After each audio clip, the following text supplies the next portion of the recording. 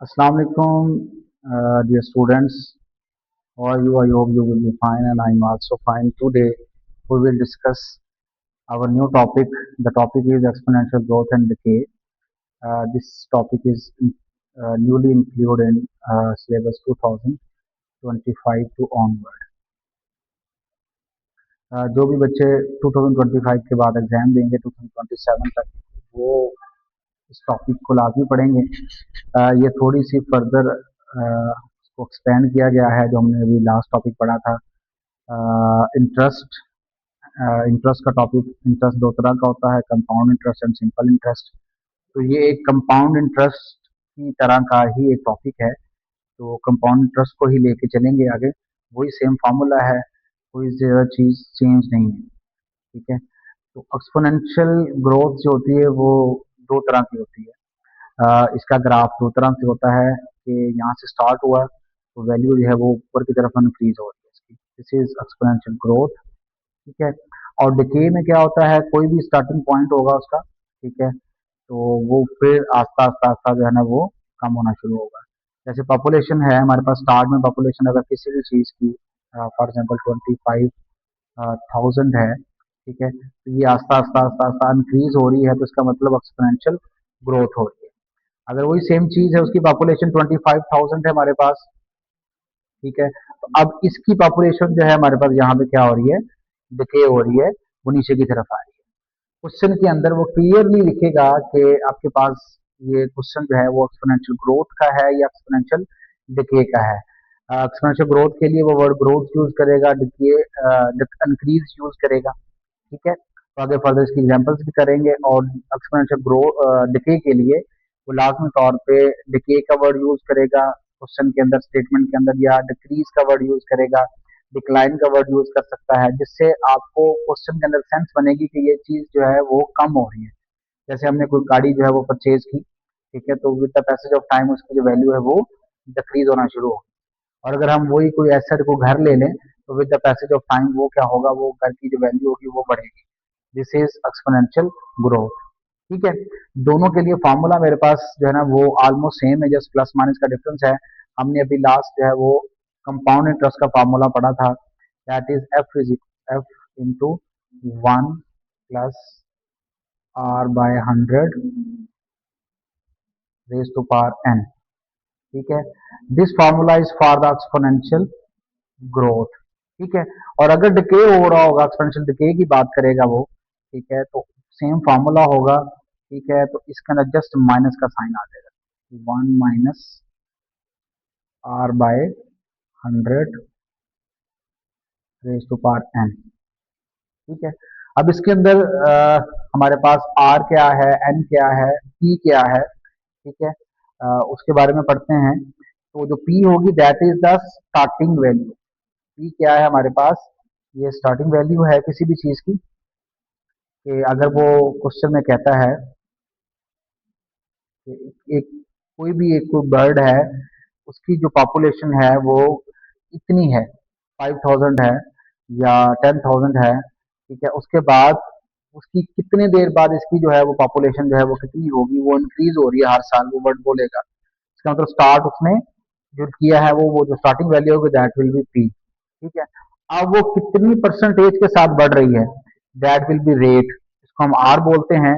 और जो भी चीज आपको परसेंटेज के साइन के साथ मिलेगी क्वेश्चन के अंदर, वो आपका क्या होगा, that will be your R होगा। इसको हम रेट कहते हैं, आर इज रेट। ठीक है। एंड एन क्या चीज है, N is the number of years, number of month. ठीक है, वो जिसकी भी वो बात करेगा कितने सालों के बाद इसकी पॉपुलेशन कितनी होगी, तो वो हमारे पास क्या होगा, एन जो होगा वो ईयर होगा। ईयर में बोलेगा हमारे पास लाजमी तौर पे कि ये 2010 में ये वाली पॉपुलेशन इतनी थी, तो 2020 में ये कितनी होगी, या 20 में इतनी थी, 30 में कितनी होगी, तो वो इंक्रीज होगी पॉपुलेशन, जो भी होगी वो हमें, जो एन होगा that will be our years. ठीक है। तो फर्स्ट क्वेश्चन की तरफ हम चलते हैं, तो आपको फिर और क्लियर हो जाएगा। फर्स्ट क्वेश्चन है हमारे पास, the population of a small town increase. अब जब इंक्रीज का वर्ड यूज किया गया है यहाँ पे, तो क्या हो गया हमारे पास यहाँ पे, ये एक्सपोनेंशियल ग्रोथ का क्वेश्चन आ गया हमारे पास। ठीक है, तो ये मैं इसके साथ ई डॉट जी लिख देता हूँ, that is the question of exponential growth, क्योंकि इंक्रीज का वर्ड यूज कर दिया गया। ठीक है, अब उसने कहा कि इंक्रीज कितनी हो रही है, 4% हो रही है। इसका मतलब ये हमारे पास क्या आ गया है, ये हमारे पास आर आ, this is our R, 4% is our R, हम आर लिख लेते हैं, दिस इज 4। ठीक है, each year if the population in 2023 was 500, इसका मतलब this is the starting value P, तो ये हमें जो 5 मिल गया है, दिस इज पी। ठीक है, and what will be the population be in 2030, 2023 में हमें दी हुई है, और 2030 में वो पूछ रहा है कि वो कितनी होगी। आगे कह रहा है correct to the answer nearest whole number, हमने इसका होल नंबर में आंसर देना, अगर डेसिमल में आंसर आ रहा होगा तो हम इसको होल नंबर में चेंज करेंगे। इस मीन्स दैट जो मुझे एन दिया है दैट इज 7, है मेरे पास 7 आ गया। ठीक है, फॉर्मूला मैंने पहले लिखा हुआ है एक्सपोनेंशियल ग्रोथ का। ठीक है, ग्रोथ में यहाँ पे प्लस आएगा और डिके जब होगा तो उसमें यहाँ पे माइनस आ जाएगा। तो वैल्यूज पुट करते हैं, एफ फॉर्मूला गिवन है मुझे, पी की वैल्यू मेरे पास है 500,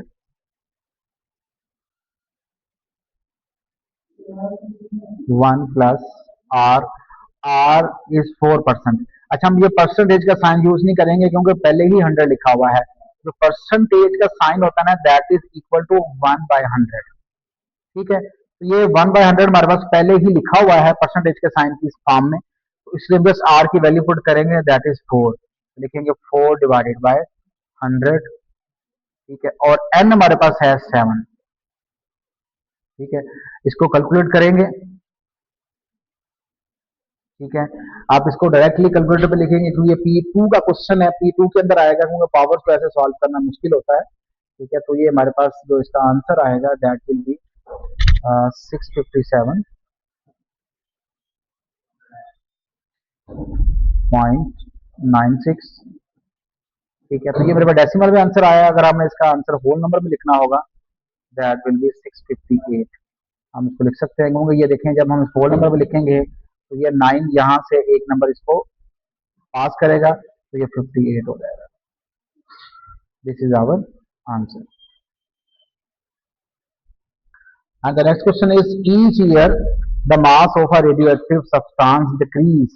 अब यहाँ पे वर्ड डिक्रीज का यूज किया गया है, तो इसका मतलब है ये एक्सपोनेंशियल ग्रोथ का नहीं, एक्सपोनेंशियल डिके का क्वेश्चन है। तो मैं इसके साथ जो है वो ई डॉट डी लिख देता हूँ, this is a question for exponential decay. ठीक है, डिक्रीज हो रहा है और कितने परसेंट हो रहा है, 30% हो रहा है, दिस इज आवर आर। ठीक है, ये हमारा आर हो गया। इट्स करंट मास गिवन है 30, तो ये मेरा पी आ गया, this is the starting value. Find its mass after 5 years, 5 years हमें टाइम गिवन है, ईयर्स की फॉर्म में, ये हमारा एन हो गया, दिस इज आवर एन। ठीक है, तो एक्सपोनेंशियल ग्रोथ का फॉर्म, डिके का फॉर्मूला लगेगा, तो हम यहाँ पे जस्ट क्या लगा देंगे, माइनस लगा देंगे। फॉर्मूला लिखते हैं, अब formula is F is equal to P into 1 minus R by 100 raise to power N. ठीक है, ये मेरे पास फार्मूला आ गया। अब इस फार्मूले में वैल्यू पुट करते हैं, F is equal to P is 30 gram, 1 minus R, the value of R is 30 divide by 100 and raise to power 5, the number of year is 5। जब हम इसको सिंप्लीफाई करेंगे कैलकुलेटर के ऊपर, तो हमारे पास इसका जो आंसर आएगा, द आंसर विल बी 5.0421। ठीक है, और इसको अगर हम 3 सिग्निफिकेंट फिगर तक अगर हम इसको राउंड ऑफ करेंगे, क्वेश्चन में कह भी सकता है, अगर ना भी कहा जाए तो कोशिश करें पेपर के अंदर 3 सिग्निफिकेंट फिगर के अंदर आंसर लिखें। तो द आंसर इज 5.04। ठीक है, तो यहाँ पे लिख सकता हूँ 2 3 सिग्निफिकेंट फिगर।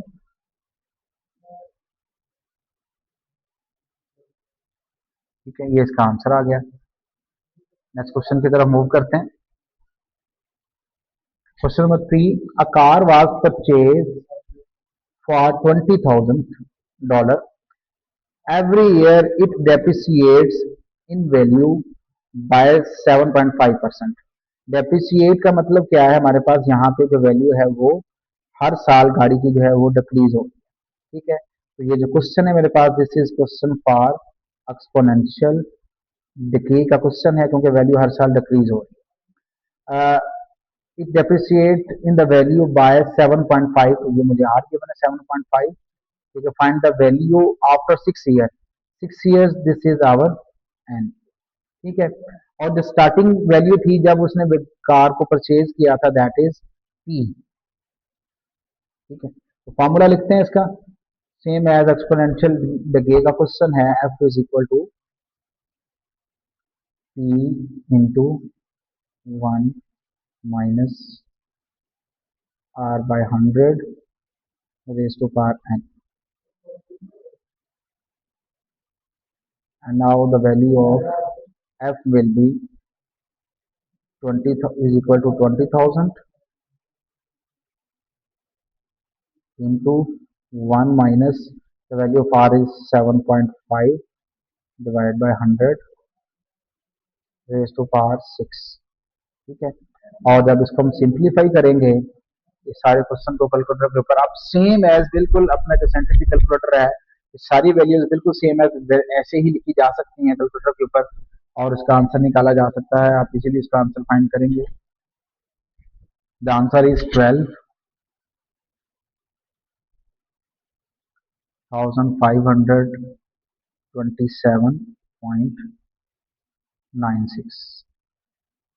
ठीक है, और अगर हम इसका होल नंबर्स की फॉर्म में इसका आंसर लिखें, ठीक है, तो इसका आंसर हमारे पास जो है वो 12,500 भी हो सकता है। अगर इसको हम 100 तक राउंड ऑफ करेंगे, नियरेस्ट टू 100 करेंगे, तो ये 12,500 आ जाएगा इसका आंसर। ठीक है, मैं साथ साथ आपको राउंड ऑफ करना भी सिखा रहा हूँ। ठीक है, जो क्वेश्चन में समटाइम वो पूछ लेता था, हमने नहीं भी पूछता। ठीक है, ये दोनों आंसर मार्किंग स्कीम में होंगे, आप जो भी आंसर लिखेंगे आपको उसके मार्क्स मिल जाएंगे। ठीक है, द नेक्स्ट क्वेश्चन है question number 4, the value of a painting $3 n years after 2020 is given by। अब हमें उसने एक फार्मूला बना के दे दिया है क्वेश्चन के अंदर पहले। ठीक है, और वो कह रहा है कि इसी फार्मूले को इसी तरह से यूज करना है। यूज करने के बाद आपने इसका आंसर निकालना है। फर्स्ट पार्ट है, what was the initial value of the painting. अच्छा, जब इनिशियल वैल्यू थी, इसका मतलब है कि जब वो पेंटिंग खरीदी गई बिल्कुल स्टार्ट में, तो स्टार्टिंग पॉइंट जो भी होता है हमारा, वहां पे उस वक्त ईयत नहीं होता कोई भी। एक होती है ना, एक साल गुजरने के बाद वैल्यू होती है, एक होती है कि बिल्कुल इनिशियली। इसका मतलब है वहां पे जो एन की वैल्यू होगी दैट विल बी 0। अब अगर हम इस फर्स्ट पार्ट को सॉल्व करना चाहें, P is equal to 2000 multiply by 1.1 raise to power n। ठीक है, तो यहाँ पे हम n की वैल्यू यूज करेंगे, दैट विल बी 0। तो हमारे पास जो आंसर आएगा,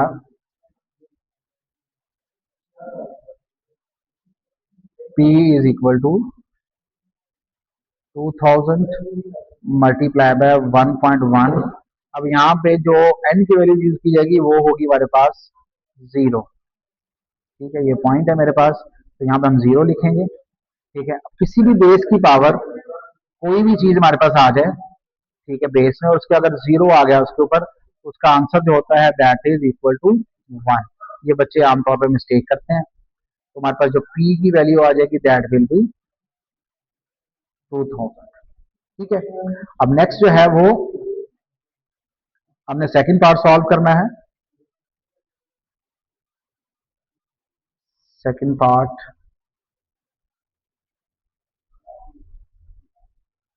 is find the value of the painting in 2030, यानी कि आफ्टर 10 ईयर्स। यानी कि एन की वैल्यू मेरे पास अभी यहाँ पे जो है दैट इज 10। तो हमने आफ्टर 10 ईयर्स जो है वो इसकी वैल्यू जो है वो फाइंड आउट करनी है। तो हम जस्ट फार्मूले के अंदर एन की जगह पे जो है वो 10 लिख देंगे। फार्मूला मेरे पास गिवन है 2000 multiply by 1.1 raise to power 10। और जब अगर हम इसको सिंप्लीफाई करेंगे तो इसका जो आंसर आएगा दैट विल बी 5187.84। ठीक है, ये इसका फाइनल आंसर है। अब वो जिस तरह से भी क्वेश्चन हमसे पूछा जाएगा, वो जिस तरह से भी क्वेश्चन पूछेगा, ठीक है, हम उस तरह से क्वेश्चन का जो है वो आंसर दे देंगे। ठीक है, तो ये इसका हमारे पास, अगर वो कहेगा कि इसको थ्री सिग्निफिकेंट फिगर में आंसर है, थ्री सिग्निफिकेंट फिगर में आंसर देंगे। अगर वो कह रहा है कि इसको नियरेस्ट टू 100 तक आप उसको राउंड ऑफ कर दें तो वैसे देंगे। ठीक है, तो जिस तरह भी वो आंसर हमसे रिक्वायर्ड होगा एग्जाम के अंदर, हम वैसे उसको दे देंगे। जो P2 में ये क्वेश्चन इस तरह का पूछा जाएगा।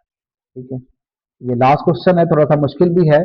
इस तरह का क्वेश्चन भी एग्जाम में पूछा जाता है। Question number 5, Yasir bought a car. After 3 years, its value $P is given by P is equal to 25,000 multiplied by 0.86 P. तो मुझे जो फार्मूला गिवन है that is P is equal to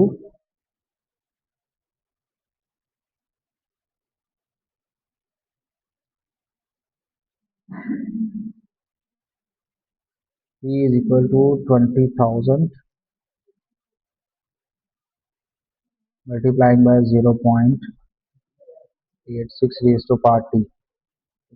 How much did Yasir pay for the car? अब start में उसने car के लिए कितने पैसे पे किए थे? तो जब भी हम स्टार्टिंग अमाउंट की बात करेंगे तो उस वक्त जो हम एन यूज करेंगे या टी यूज करेंगे या नंबर ऑफ ईयर्स यूज करेंगे, ठीक है, तो वो हमारे पास क्या होगा, वहां पे जीरो होगा, दैट विल बी जीरो। और अब अगर हम इसका आंसर निकालना चाहें तो हमारे पास आंसर क्या आएगा, 25,000 multiply by 0.86 raise to power, यहाँ पे क्या आ जाएगा, जीरो। ठीक है, अब किसी भी बेस की पावर जीरो वन होती है, तो वन को अगर हम इस 25,000 से मल्टीप्लाई करेंगे तो इसका आंसर क्या आ जाएगा, 25,000 आ। ठीक है, तो ये मेरे पास यहाँ पे फर्स्ट पार्ट जो है इसका कंप्लीट हो चुका है। अब इसके सेकंड पार्ट की तरफ हम मूव करते हैं। ठीक है, सेकंड पार्ट में कह रहा है find the percentage decrease in the value of the car each year. Percentage decrease के लिए परसेंट डिक्रीज का फार्मूले की तरफ नहीं चले जाना आपने। यहाँ पे वो कह रहा है कि आप आर की वैल्यू जो है वो फाइंड आउट करें। ठीक है, अब अगर हमने आर की वैल्यू फाइंड करनी है, ठीक है, तो हमें उससे पहले फार्मूला पता होना चाहिए। इसका फार्मूला क्या था, that is equal to F, F is equal to P into one. अब देखें ये मेरे पास क्वेश्चन किस चीज का है, ये मेरे पास एक्सपोनेंशियल ग्रोथ का क्वेश्चन है या डिके का क्वेश्चन है। अब परसेंटेज डिक्रीज की बात की, इसका मतलब है ये एक्सपोनेंशियल डिके का क्वेश्चन है, तो यहाँ माइनस का साइन आएगा, R divided by 100 raise to power, यहाँ पे हम एन लिख सकते हैं, टी लिख सकते हैं, आपकी मर्जी है, तो मैं यहाँ पे एन लिख रहा हूँ। ठीक है, अब क्या करना है, स्टार्ट में हमने यहाँ पे जो एन है वो क्या लेना है, हमने जब परसेंट डिक्रीज फाइंड करनी है तो एक ईयर की फाइंड करनी है बस। तो हम यहाँ पे जो एन की वैल्यू लेंगे दैट विल बी वन। जब हम एन की वैल्यू यहाँ पे वन लेंगे तो हमारे पास जो फॉर्मूला बन जाएगा, इसकी वैल्यू भी साथ साथ पुट कर देते हैं, F is equal to 25,000, this is starting value, one minus R divided by 100। ठीक है, अब इस एफ की जगह पे क्या चीज आएगी, इस एफ की जगह पे हमने क्या करना है, यहाँ पे इस पहले एफ को फाइंड करना है। तो एफ फाइंड करने के लिए हम क्या करेंगे, हमें पता है जो एफ है दैट इज डिक्री, ये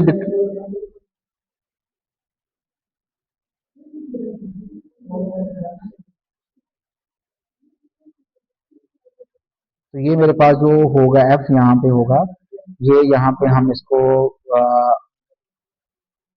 की जो वैल्यू है वो फाइंड करते हैं। हम यहाँ पे एफ जो है वो लेंगे, एफ होगा 21,500।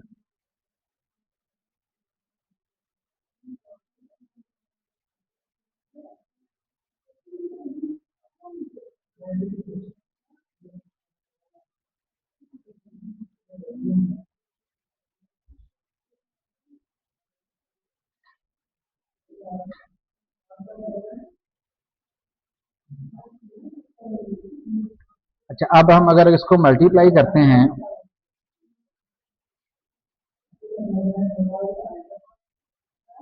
25,000 मल्टीप्लाई बाय 0.86।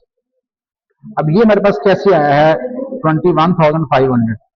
अब जब हमने यहाँ पे इस जगह पे वन रखा है, एन की वैल्यू यहाँ वन रखी है इस जगह पे यहाँ से हमारे पास जो है ना वो एफ आएगा।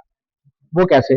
अब अगर हमने एफ निकालना हो यहाँ पे, वो क्या करेंगे हम 25,000 मल्टीप्लाई बाय 0.86 करेंगे, यहाँ पे वन रखेंगे, क्योंकि अब ये 0.86 जो ये दिस इज द रेट। ये जो हमारे पास जो टोटल वैल्यू है ना, ये 1 माइनस आर, ये जो हमारे पास टोटल वैल्यू आई है 1 माइनस आर बाय 100, इसकी जगह पे हमने क्या लिखा है यहाँ पे 0.86 लिखा है। ठीक है, उसकी पावर 1 की है। ठीक है, तो यहाँ जब इसको मल्टीप्लाई करेंगे हम, तो हमारे पास जो है ये एफ आ जाएगा। ठीक है, इसकी वैल्यू मेरे पास गिवन है 0.86 में। ठीक है, अब हम यहाँ से आर की वैल्यू निकालते हैं। ठीक है, तो हमारे पास जो भी ये 21,500 गिवन है, हम लिखेंगे इसको, और इधर लिखेंगे 25,000 ई की जगह पे 1 माइनस आर डिवाइडेड बाय 100, और इसको हम सिंप्लीफाई करेंगे, एन की वैल्यू हम 1 ही लेंगे। ठीक है, तो हम इसको डिवाइड करते हैं 21 डिवाइडेड बाय 21,500 डिवाइड बाय 25,000, तो मेरे पास ये 1 माइनस आर डिवाइडेड बाय 100 आ जाएगा। दोनों को डिवाइड करेंगे तो हमारे पास आंसर आएगा 0.86। ये वाला वन इधर जाके हम माइनस करते हैं इसमें से, ये माइनस आर डिवाइड बाय 100। अब 0.86 माइनस 1 करेंगे तो इसका आंसर हमारे पास आ जाएगा 0. तो जरा माइनस करते हैं 0.886 माइनस 1। अब ये 0 पॉइंट यहाँ पे 86 आएगा इस जगह पे। मतलब दोबारा लिखता हूँ इस चीज को,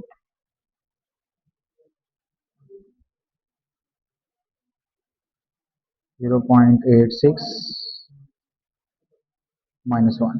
ठीक है, दोनों को माइनस किया हमने, तो ये मेरे पास आ गया minus 0.14 is equal to minus R divide by 100। ठीक है, ये माइनस से माइनस कैंसिल करेंगे, और 100 को अगर हम 0.14 से मल्टीप्लाई करते हैं, द आंसर विल बी 14। तो हमारे पास इसका आंसर आ गया 14%। हम लिख सकते हैं, तो जो परसेंटेज डिक्रीज होगा दैट विल बी 14%। ठीक है, आज के लिए इतना ही, इंशाल्लाह मिलेंगे नेक्स्ट वीडियो में। ख्याल रखिएगा, अल्लाह हाफिज।